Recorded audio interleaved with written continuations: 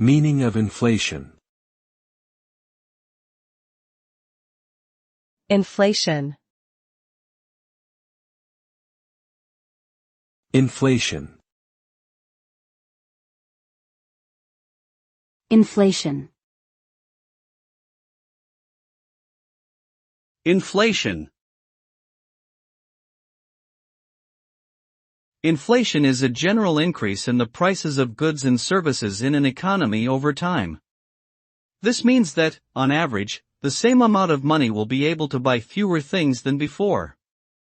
Inflation occurs when there is too much money in circulation, causing the demand for goods and services to outpace their supply. This can lead to rising prices, reduced purchasing power, and decreased economic growth. Inflation can also be influenced by factors like government policies, international trade, and natural disasters. It is typically measured by calculating changes in the Consumer Price Index, CPI, or similar indicators.